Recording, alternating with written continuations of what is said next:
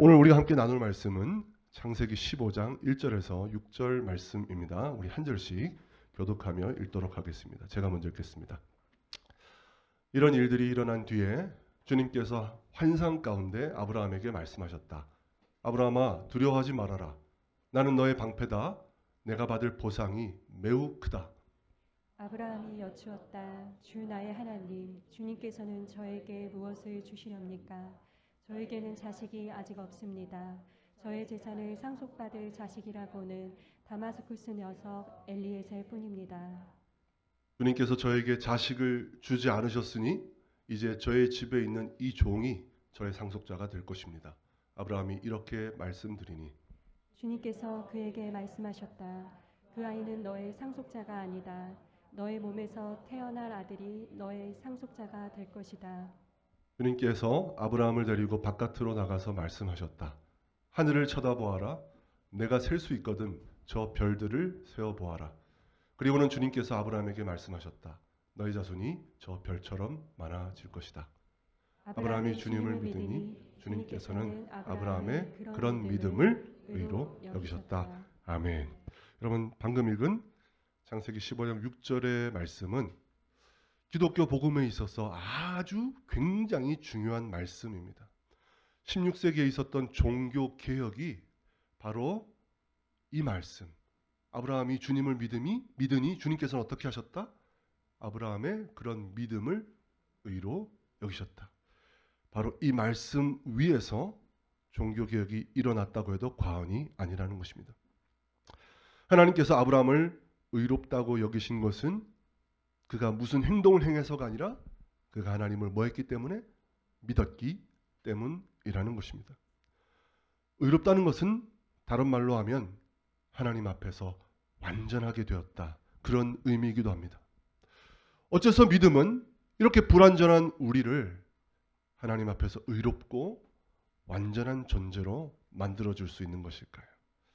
우리는 오늘 아브라함을 통해서 드러나고 있는 믿음은 무엇인지 오늘 본문을 통해서 함께 살펴보도록 하겠습니다. 우리는 지난주 창세기 14장에서 아브라함이 믿음으로 보여줄 수 있는 최고의 모습, 믿음으로 이룰 수 있는 최고의 성취를 보여주었다고 할 수 있습니다. 왜냐하면 집에서 길리운 318명을 데리고, 즉 군사적으로 보자면 오합지졸이나 다름없는 그런 318명을 데리고 무엇을 했습니까? 4개 나라의 왕들이 연합한 군대를 쫓아가서 그 왕들의 군대를 다 쳐부수고 자기 조카 롯을 구출해낸 것입니다. 그리고 빼앗아온 전리품들을 자기는 하나도 가지지 않고 소돔 왕에게 그 전리품들을, 자기가 목숨을 걸고 빼앗은 전리품들을 다 돌려주었다는 것입니다. 이 모든 것들이 정말 놀라운 믿음이라고 할 수 있겠습니다. 그런데 바로 그때 하나님께서 찾아오셔서 뭐라고 말씀하고 계시냐는 것입니다. 우리 1절 말씀 함께 읽겠습니다. 시작. 이런 일들이 일어난 뒤에 주님께서 환상 가운데 아브라함에게 말씀하셨다. 아브라함아, 두려워하지 말아라. 나는 너의 방패다. 네가 받을 보상이 매우 크다. 분명히 아브라함은 엄청난 믿음과 용기를 보여주었습니다. 입증되었습니다. 그런데도 하나님께서 찾아오셔서 뭐라고 말씀하셨다? 두려워 말아라. 그렇게 말씀하고 계시다는 것입니다. 아니, 이 말씀은 차라리 14장에서 아브라함의 전쟁에 뛰어들기 직전에 나타나셔서 아브라함아, 두려워 말아라. 그렇게 말씀했다면 더 맞을 것 같은데 왜 전쟁에서 큰 승리를 거두고 돌아온 이 상황에서 너 두려워 말아라. 그렇게 말씀하시냐는 것입니다. 그러므로 여기서 우리가 기억해야 될 사실이 하나 있습니다. 한번 띄워주시겠습니까? 다 함께 읽겠습니다. 시작. 믿음에 있어서 최고의 순간이 최고의 위기가 될 수 있다는 것입니다. 여러분, 어떻게 최고의 절정의 순간이 갑작스럽게 최고의 위기로 다가올 수 있는 것일까요? 말이 안 되는 것 같지만 그런데 성경을 보면 이런 일들이 많이 일어나고 있다는 것입니다. 최고의 승리를 거두었을 때, 최고의 믿음을 거두어졌을 때 그 직후에 엄청난 실패가 찾아온 경우들이 있었기 때문입니다. 여러분 엘리야 선지자를 보십시오. 갈멜산 위에서 몇 대 1의 싸움을 벌였습니까? 바알과 아세라 선지자 850명과 혼자 맞서서 싸워서 이겼습니다.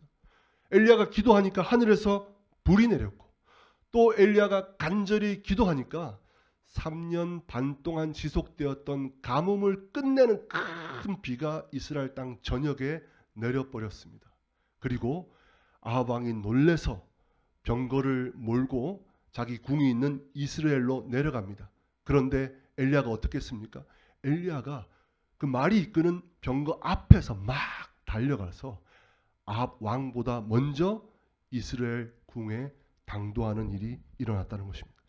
정말 놀라운 기적이 계속해서 일어났다는 것을 알 수 있습니다. 엄청난 완벽한 승리가 일어난 것입니다. 그런데 그 직후에 무슨 일이 일어났습니까? 이세벨 여왕의 한마디에 엘리야 선지자가 바로 도망쳐 버립니다. 어디까지 도망치느냐?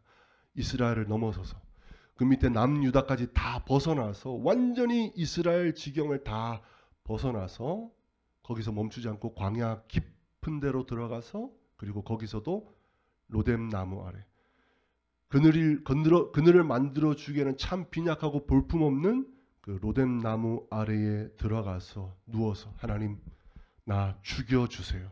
그렇게 기도했다는 것입니다. 커다란 승리 직후에 엘리야는 곧바로 엎어져 버린 것입니다.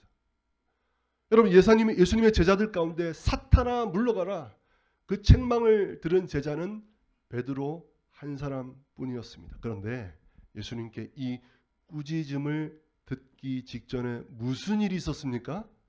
주는 그리스도시요 하나님의 아들이십니다라는 그 놀라운 위대한 신앙 고백을 했고 예수님께 엄청나게 칭찬을 받은 다음이었다는 사실입니다.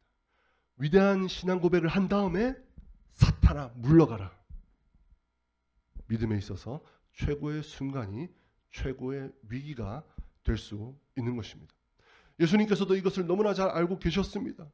여러분 예수님의 기적 중에 가장 큰 기적이 무엇이라고 생각하십니까?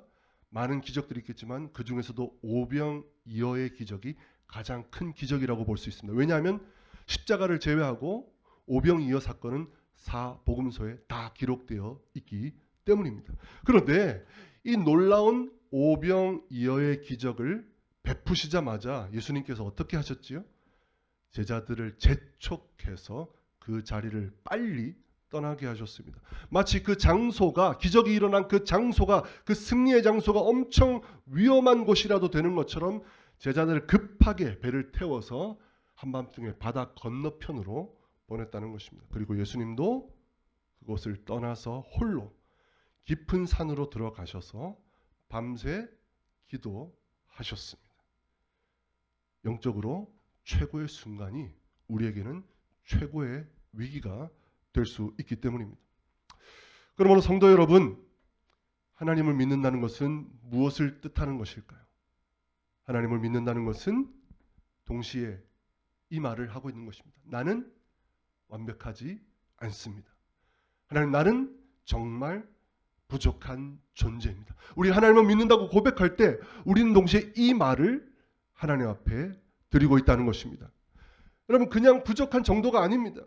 나는 한없이 약하고 아무 자격이 없고 문제투성이에다가 하나님 앞에서 완전히 구제불능의 존재이기 때문에 그래서 나는 하나님을 의지할 수밖에 없습니다.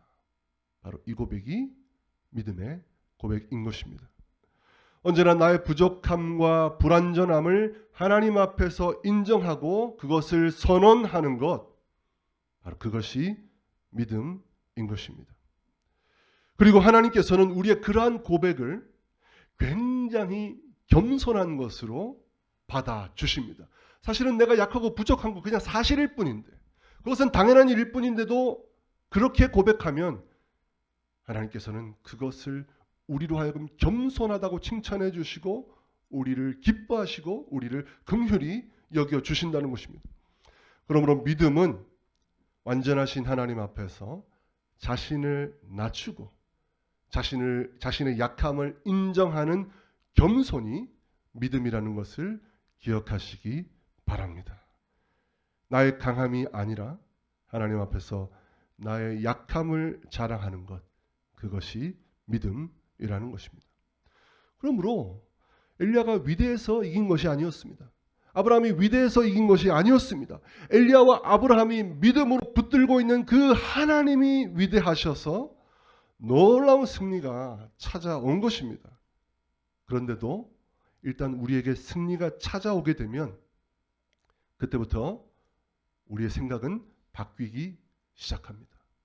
내가 약하고 부족해서 하나님을 붙들었었는데 이제는 내가 대단한 존재가 되었다는 착각을 하게 되는 것입니다.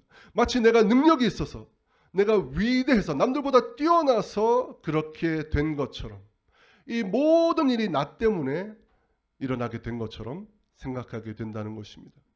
순식간에 우쭐하는 마음이 찾아오게 되고, 슬그머니 하나님보다 자기 힘과 자기의 지혜로 모든 문제를 해결해 나가려고 한다는 것입니다.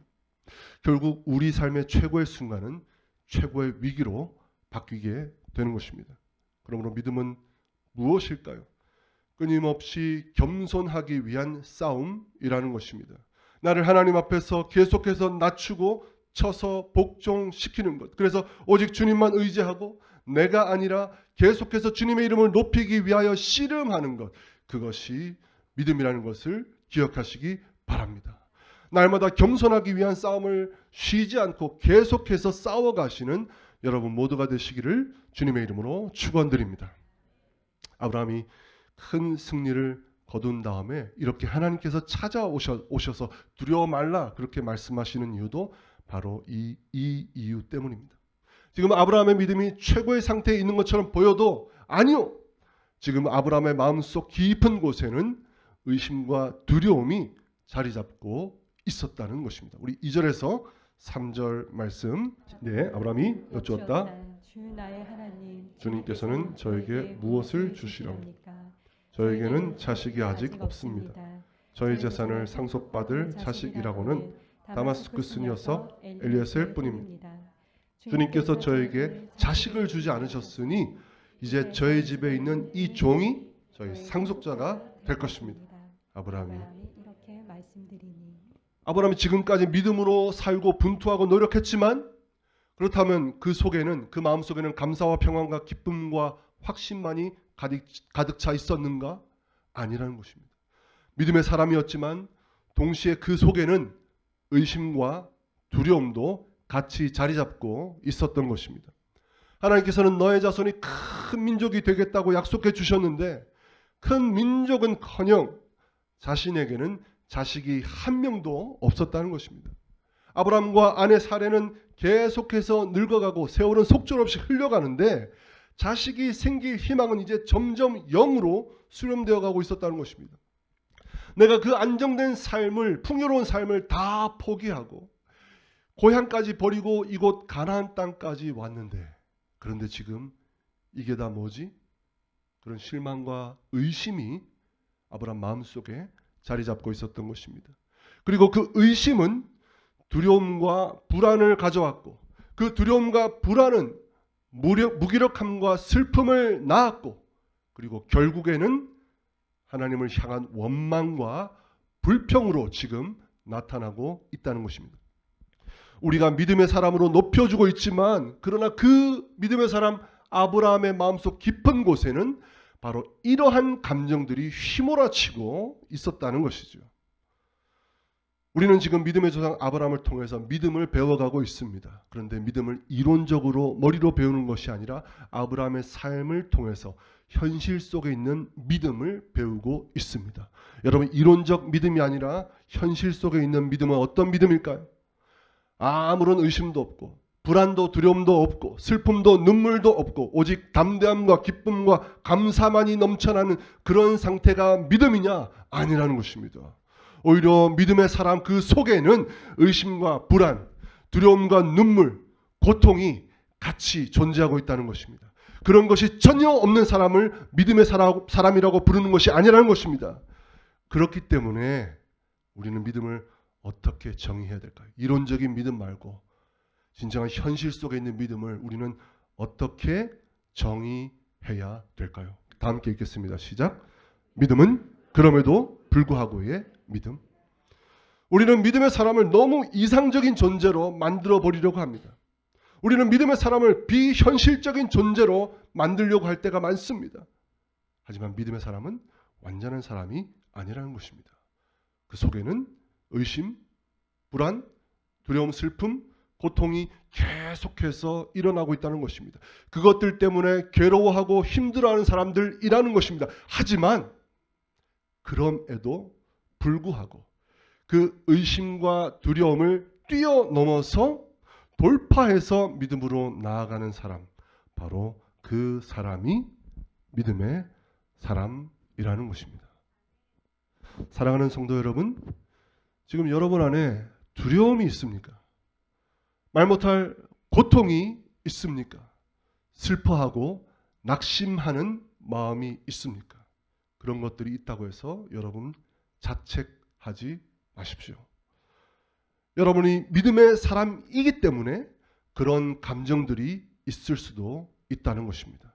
그냥 그러한 감정들이 여러분 안에 있다는 것을 여러분 정직하게 인정하고 받아들이시기 바랍니다. 그것을 부인하거나 회피하려고 하지 마시고 정직하게 그것들을 직면하시기 바랍니다. 그리고 그것들을 전부 다 가지고 홀로 끙끙대는 것이 아니라 하나님 앞으로 가지고 나아가서 하나님 앞에 그 불평과 슬픔과 아픔을 다 쏟아내시기 바랍니다. 그리고 주님과 함께 씨름하는 것을 통하여서 그것을 뛰어넘을 수 있는 여러분 되시기 바랍니다. 고통과 슬픔, 아픔과 눈물이 있지만 그 의심과 두려움을 뛰어넘어서 믿음으로 나아갈 때 그 사람이 바로 믿음의 사람이라는 것입니다. 나는 안 두려운데? 하나도 안 두려운데? 여러분 그런 사람도 믿음의 사람이겠지요. 하지만 그것보다는 현실 속에서는 어떠느냐? 사실 나도 너무 두렵다. 나도 답답하다. 하지만 하나님을 믿고 앞으로 나아가기로 했어. 앞으로 나아가기로 선택했어. 바로 그 사람이 믿음의 사람이라는 것입니다. 믿음은 두려움과 의심이 아예 없는 상태가 아니라 의심과 두려움이 찾아옴에도 불구하고 하나님 바라보고 믿음으로 나아가는 것, 그것이 믿음이라는 것을 기억하시는 여러분 되시기 바랍니다. 이제 4절과 5절 말씀 함께 읽겠습니다. 시작. 주님께서 그에게 말씀하셨다. 그 아이는 너의 상속자가 아니다. 너의 몸에서 태어날 아들이 너의 상속자가 될 것이다. 주님께서 아브라함을 데리고 바깥으로 나가서 말씀하셨다.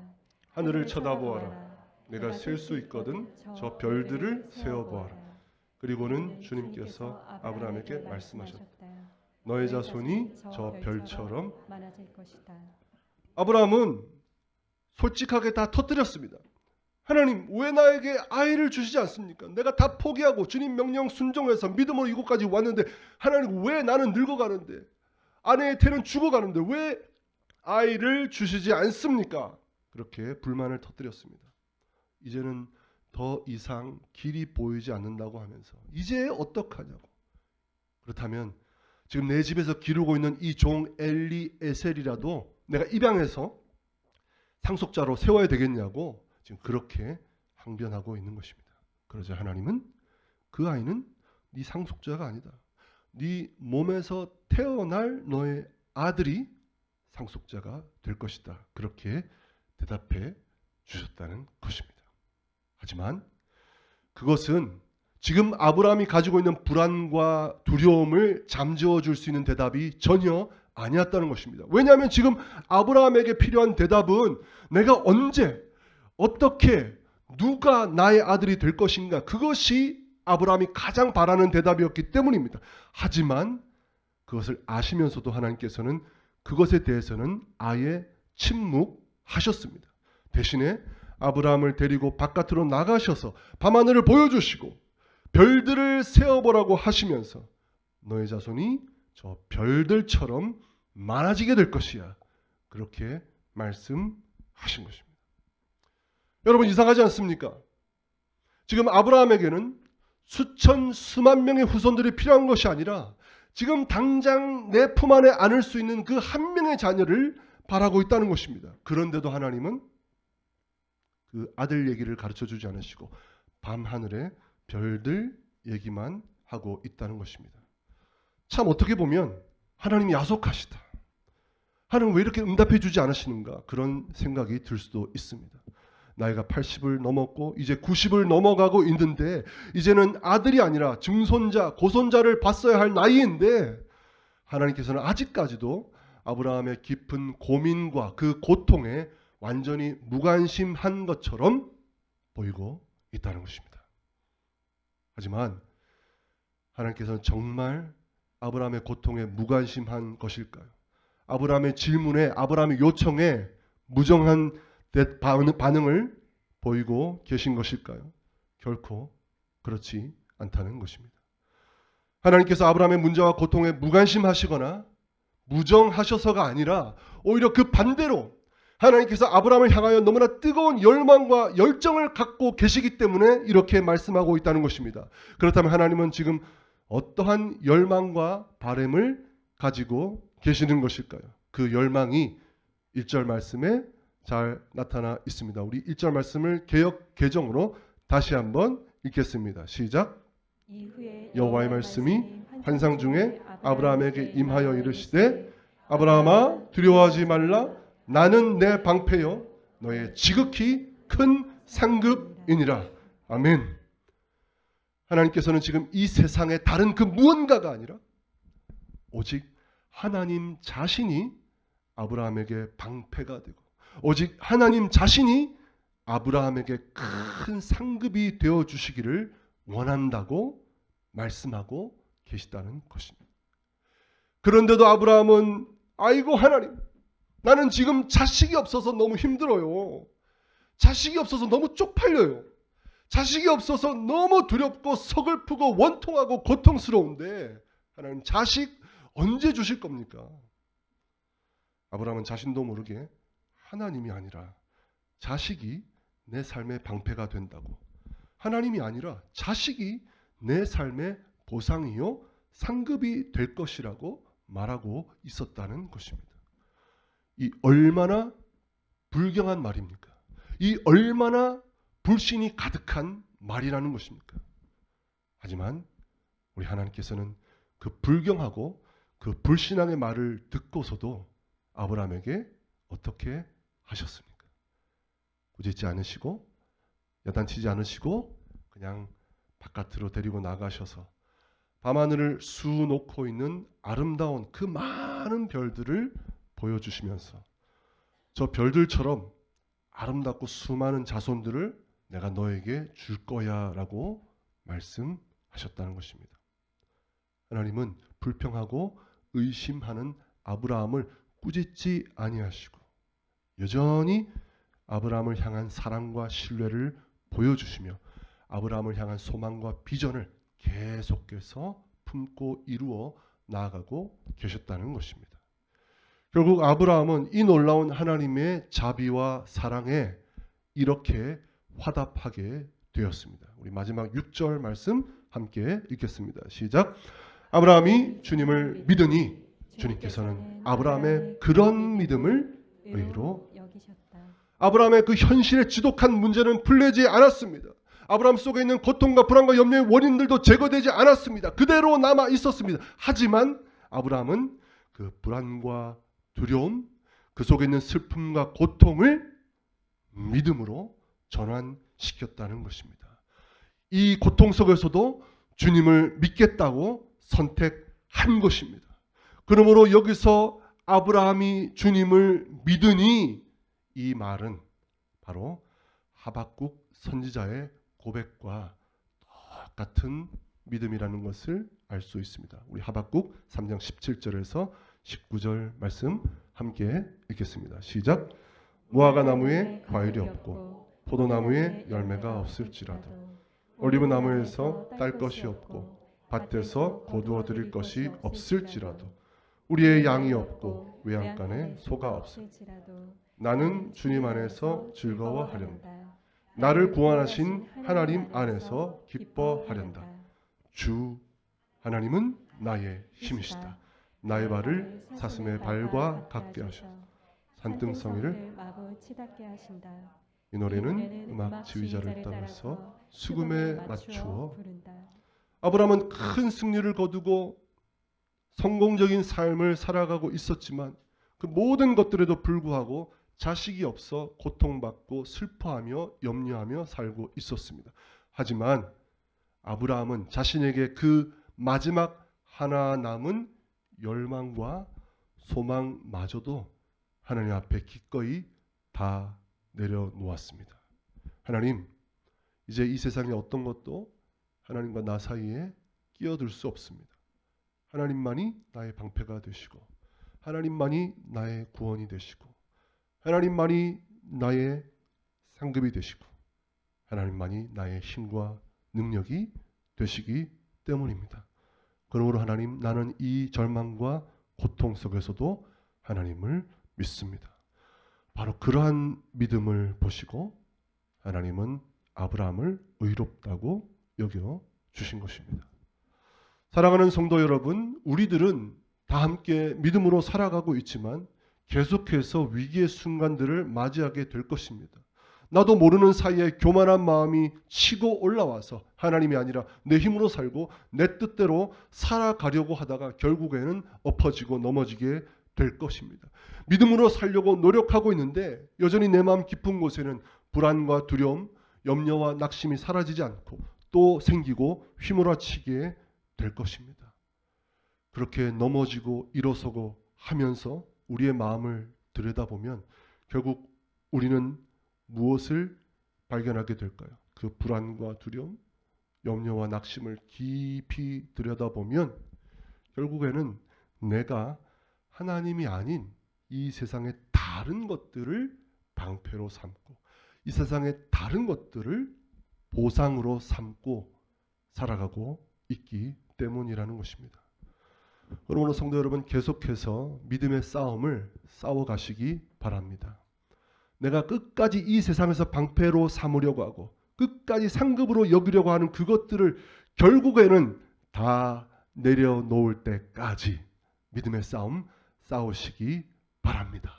그래서 주님만이 나의 방패이십니다. 주님만이 나의 상급이십니다. 그렇게 담대하게 하나님과 세상을 향하여 외치고 선포하는 여러분 되시기 바랍니다. 물론 그렇게 살지 못할 때도 많을 것입니다. 하지만 기억하십시오. 오늘 우리는 창세기 몇 장? 15장에 와 있습니다.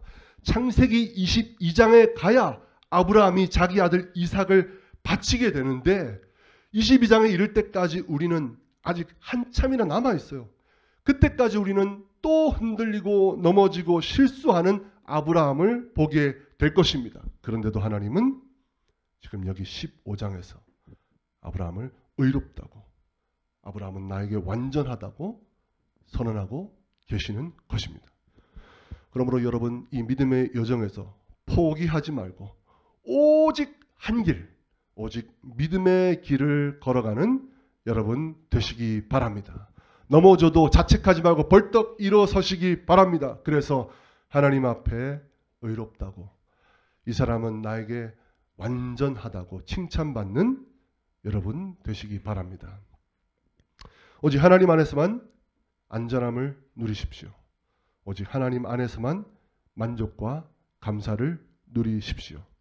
그래서 세상의 것이 아니라 오직 하나님이 나의 방패, 오직 하나님이 나의 큰 상급 되는 그 믿음으로만 살아가시는 저와 여러분 모두가 되시기를 주님의 이름으로 축원드립니다.